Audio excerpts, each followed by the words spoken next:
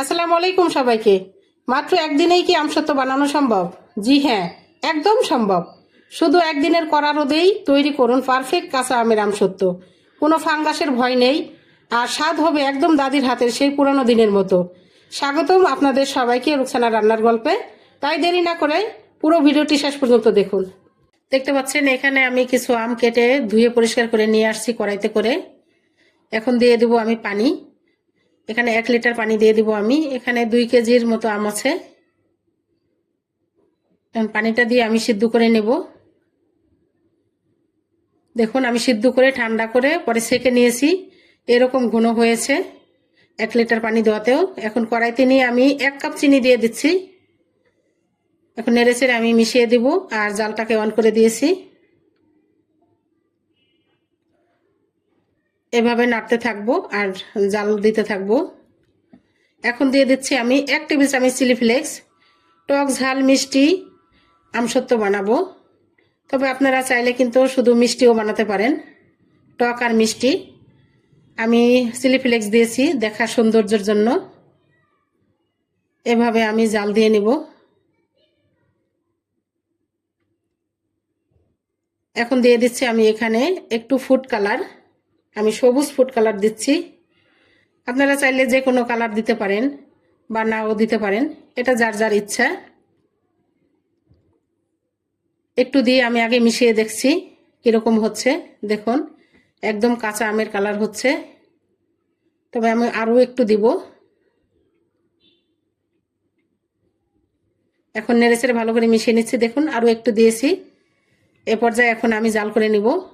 এখনও যারা আমার চ্যানেলে নতুন আছেন সাবস্ক্রাইব করে আমার পাশে থাকবেন, তাহলে ভিডিও দেওয়া মাত্রই আপনারা পেয়ে যাবেন। এ পর্যায়ে আমি মিষ্টিটা চেক করে দেখেছি, আরও 1/2 কাপ চিনি দিচ্ছি। দিয়ে এখন নেড়েচেড়ে আমি জাল দিয়ে নিব।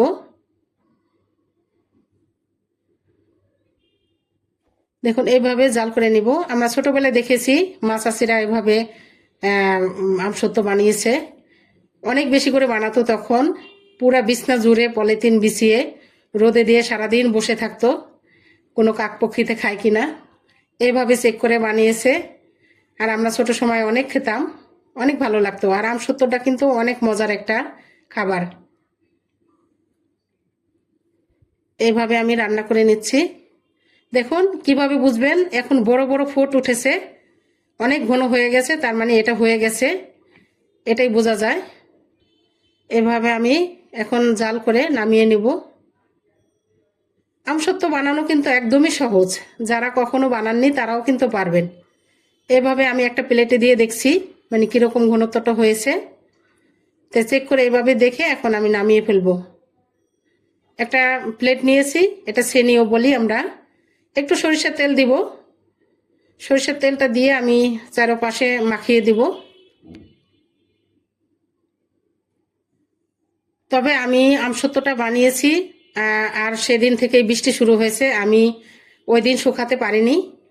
আমি 1-2 দিন পরে শুকিয়েছি, যার কারণে আমার কালারটা একটু অন্যরকম এসেছে, মানে পারফেক্ট কালার আসেনি। এভাবে আমি এখন প্লেটে ছেনিতে দিয়ে আমি ভালো করে করে নিচ্ছি। একটু তেল বেশি হয়ে গেছে তাই পিছলিয়ে যাচ্ছে। এভাবে এখন আমি রোদে শুকিয়ে নিব, তারপরে পরিবেশন করে দেখাবো। দেখুন আমি যেটা বললাম যে আমি একদিনে শুকাতে পারিনি, যার কারণে আমার 2 রকম কালার বোঝা যাচ্ছে।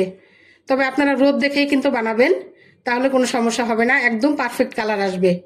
আমার ভিডিওটি ভালো লাগলে বেশি বেশি লাইক কমেন্ট শেয়ার করবেন, আর পাশে থাকার অনুরোধ রইল।